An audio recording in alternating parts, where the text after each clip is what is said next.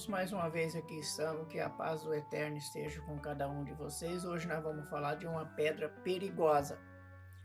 Nós vamos falar de uma pedra perigosa. Eu já tinha prometido para vocês esse estudo e hoje nós vamos estar estudando juntos sobre uma pedra perigosa que está chegando. Você pode perguntar, Nibiru's? É um cometa? É um grande asteroide? É mais ou menos, né? Mas, de imediato, tudo que nós vamos fazer nessa vida, nós temos que agradecer a Deus. E para estudar, a gente tem que agradecer a Deus também. A gente tem que pedir a Deus entendimento. Querido Pai, neste momento eu agradeço a Ti por essa oportunidade que o Senhor tem nos dado. E também peço a Ti, meu Pai, que abra o nosso entendimento, nossa forma de pensar, nossa forma de crer, que possa alinhar com aquilo que agrada a Ti, meu Pai, aquilo que é a verdade. Assim eu peço, Senhor, a Tua presença nesse momento, em nome de Jesus, Teu amado Filho. Obrigado, meu Deus. Obrigado, Jesus. Amém. Então, em Lucas, capítulo 20, versículo 18, está escrito assim, ó, todo o que cair sobre esta pedra será despedaçado, mas aquele sobre quem ela cair será reduzido a pó. Então, é melhor cair sobre ela, né? É melhor cair sobre ela porque vai ser apenas despedaçado, mas também não é vantagem, não é? Não sei, vamos ver. Nesse vídeo nós vamos descobrir se é vantagem cair sobre essa pedra. Porque a gente já sabe que se ela cair sobre quem ela cair, vai virar pó. Então vamos conhecer essa pedra. Que a Bíblia fala em código ou por código, não é novidade para ninguém. Quer dizer, não é novidade para os observadores, para os leitores da Bíblia, por aqueles que são interessados em conhecer a Bíblia. A gente sabe que a Bíblia é composto de código ou de, sei lá, tá bom. Quando você lê na Bíblia mulher, você sabe que está falando de organização igreja. Quando você lê na Bíblia vento, está falando de guerra. Quando você lê mares, está falando de grandes povos, muito povos. Quando você fala de rio, está falando de povo localizado. Assim por diante, a Bíblia é composta de legorismo. É composta de código. E para nós entendermos a Bíblia, nós temos que conhecer a linguagem dela. Então vamos aí conhecer esta pedra. Ela fala, a Bíblia fala de um reino da pedra. Para nós saber quem é essa pedra, nós temos que ir mais a fundo.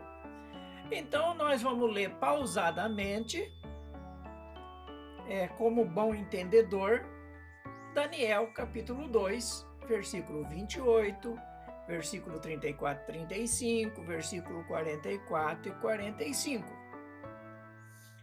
Eu quero que vocês que estão assistindo esse vídeo fiquem atentos, porque o próximo vídeo que eu vou falar, que eu vou trazer, vai dar continuidade a este vídeo. Versículo 28 de Daniel 2. Daniel dizendo, mas há um Deus no céu, o qual revela os mistérios.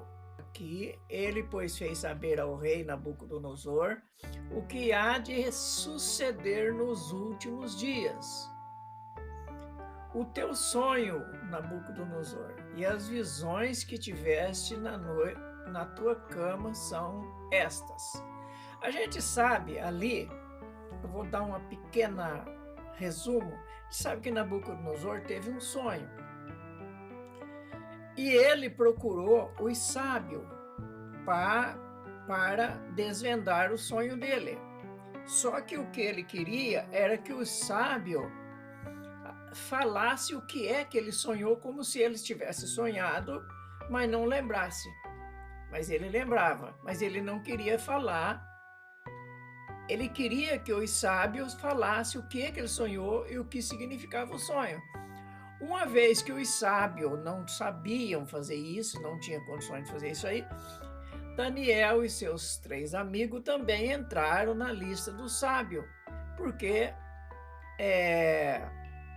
só que Daniel e os 3 amigos estavam presos, creio eu, que os 3 estavam presos ali. Então, a gente vê, eles estavam lá no templo, pronto, não sei que lugar que eles estavam, mas eles encaixavam na qualidade de sábio. E o rei falou, bom, já que ninguém consegue dizer o que eu sonhei e nem dar uma interpretação do meu sonho, eu quero que mate todo sábio. Mate ele, mate a família dele, acaba com essa raça. Porque eles querem só me enrolar, eles não são sábios coisa nenhuma. Então, quando essa conversa chegou até Daniel, Daniel sabia que também ia pagar o preço, Daniel pediu 3 dias para poder falar com Deus. Então Daniel e seus amigos falaram com Deus e Deus deu a revelação. E Daniel, chegando até o rei, disse para o rei o que está no versículo 28, que tem um Deus que consegue fazer isso. Mas os humanos não conseguem, né? Nem Satanás consegue adivinhar as coisas. Satanás faz cálculo do futuro. Ele baseia o futuro pelo presente, pelo passado. Se o cara está tomando um monte de... É comum isso, o cara está tomando um monte de pinga todo dia. O final dele vai ser qual? E vai estar longe? Não. Se ele está encharcando todo dia, o final dele está próximo e o final dele é esse que você sabe. Então Daniel falou com Deus e Deus, o único que é onisciente, deu a resposta para Nabucodonosor. Mas há um Deus no céu, o qual revela os mistérios, ele pois fez saber ao rei Nabucodonosor o que há de suceder nos últimos dias. O teu sonho, as visões que tivesse na tua cama são estas. Nabucodonosor, depois de passear pelo jardim, deitou e teve essas...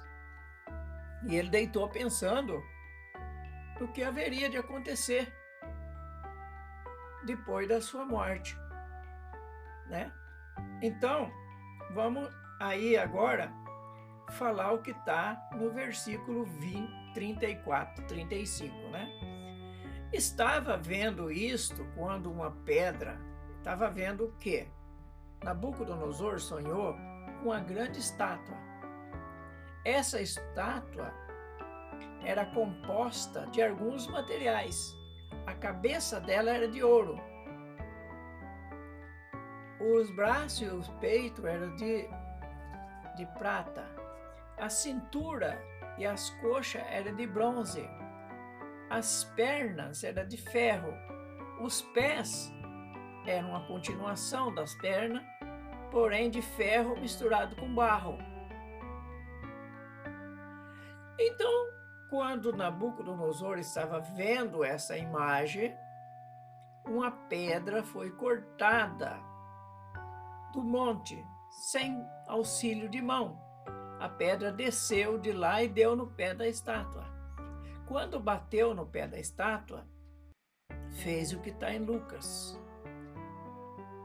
Virou pó. Fez igual Lucas 18 que nós leu. Virou pó, desapareceu, né? Então, estava vendo isto quando uma pedra foi cortada sem auxílio de mão, a qual feriu a estátua nos pés de ferro e de barro, e os esmiuçou, não somente os pés, mas a parte que era de bronze, de prata, de ouro também foi esmiuçada. Então foi juntamente esmiuçado o ferro, o barro, o bronze, a prata e o ouro, os quais se fizeram como pragana das eiras de estio. Ou seja, o qual aconteceu ali, eu vou estar explicando para vocês o que é pragana, o que é eira do estio, tudo isso eu vou estar explicando. E o vento os levou, e não se podia achar nenhum vestígio deles. A pedra, porém, que bateu ali na estátua, que feriu a estátua, se tornou uma grande montanha, encheu toda a terra. Vamos dar uma explicadinha nisso. A pragana é aquelas coisinhas da espiga de milho, por exemplo, tem essas braganas, aqueles fiapinhos da espiga de milho, ou se você pegar o trigo, você vai ver que ele tem umas pontinhas, como se fossem umas barbinhas. Essa é a bragana. Da aresta da espiga desses cereais, como trigo, centeio, cevada. A eira é o terreiro onde é maiado cereais. Então é um espaço plano e duro, possivelmente de concreto hoje, né? Onde os cereais eram trabalhados após as colheitas. Então ali na eira era maiado, e as praganas, as barbinhas das sementes estavam ali, mas daí vinha o vento na época de estio, de estiagem, que estava ali seco e ventando, o vento vinha, pegava aquelas barbelinhas e desaparecia com elas. Então, quando essa pedra cair, todos os materiais da estátua, que eu vou estar falando o que é esses materiais, literalmente explicado o que é esses materiais, se tornarão em pó e desaparecerão, deixarão de existir, nunca mais encontrarão vestígio dele. Ou seja, era batido o material ali no terreirão, e na época de estiagem, e tudo aquele fiapinho desaparecia. Assim vai acontecer com os materiais de estátua: o ouro, a prata, o bronze, o ferro e o barro. Versículo 44 e 45 vai explicar o versículo 34 e 35. Mas nos dias desses reis, agora nós estamos explicando, nos dias desses reis, porque aquela cabeça de ouro correspondia à Babilônia. A cabeça de ouro correspondia à Babilônia. Já o material de prata, que é os braços e os peitos, correspondia os medos persa.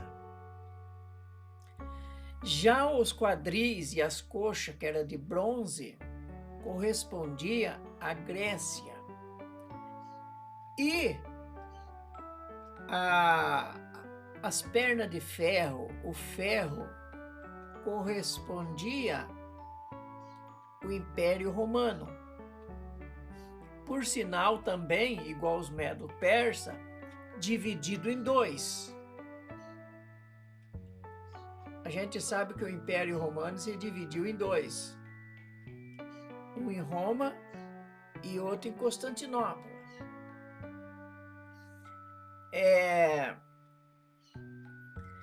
Então vamos para o versículo 44, depois nós continuamos falando. Mas nos dias desses reis, o Deus do céu suscitará um reino que jamais é um reino que não será jamais destruído. A gente sabe hoje que esses reinos, a Babilônia, os Medos Persas, a Grécia, principalmente a Grécia, os gregos, os romanos, estão todos ainda aí, embutidos em um só sistema. Estão todos aí. Esses reis continua normalmente como o versículo 44 fala. Então, nos dias que esses reis estão aí nesse comando, vai surgir um outro rei, um outro reino, que não será jamais destruído, o reino da pedra. Nem passará a soberania deste reino a outro povo. Nunca vai passar para outro povo. Mas esse reino, ele esmiuçará e consumirá todos estes outros reinos e subsistirá para sempre. Então essa pedra, quando ela vir, ela vai bater na estátua, vai bater nesse mundo, vai acabar com todos esses reinos besta que tem, reino do livre, reino de Estados Unidos, reino sei lá das quantas, reino de Maduro, reino de verde, reino de amarelo, vai acabar com tudo esses reinos. E ele vai estabelecer o reino dele que durará para sempre. A pedra vai descer e vai eliminar todos os reinos. Versículo 45. Porquanto viste que do monte foi cortada uma pedra sem auxílio de mão, e ela esmiuçou o ferro, o bronze, a barro, a prata, o ouro. O grande Deus do céu faz o rei Nabucodonosor saber o que há de se suceder no futuro. Certo é o sonho e fiel a sua interpretação. Entenderam? Então, esse dia está chegando. Quando em Mateus 16, versículo 18, fala assim, ó, pois também eu te digo, Pedro, pois também eu te digo que tu és Pedro. E sobre essa pedra, Jesus apontando para ele, sobre essa pedra, edificarei a minha igreja, e as portas do Hades não prevalecerão contra ela. Deixa eu colocar uns pontos aqui, porque é necessário a gente colocar uns pontos. Tem Bíblia, no caso, tem algumas Bíblias aí que eu vou estar falando no próximo vídeo. Tem algumas Bíblias aí que não diz pedra, diz rocha. Sobre esta rocha edificarei a minha igreja. Veja, por exemplo, a Bíblia de King James, fiel, 1911, parece. 1911, eu acredito que é. Ela vai te explicar que não é pedra, mas é rocha. Então, pois também eu te digo que tu és Pedro, e sobre esta rocha, Jesus dizendo, edificarei a minha igreja, e as portas do Hades não prevalecerão contra ela. Pedro não podia ser a base, porque se Pedro fosse a base, ele estaria por baixo dessa pedra. E tudo que ficar por baixo dela vira pó. O que ficar em cima dela é despedaçado. E você vai encontrar esse despedaçado em Mateus 5, nas bem-aventuranças. Bem-aventurado aqueles que... Ali tem um monte de bem-aventurança.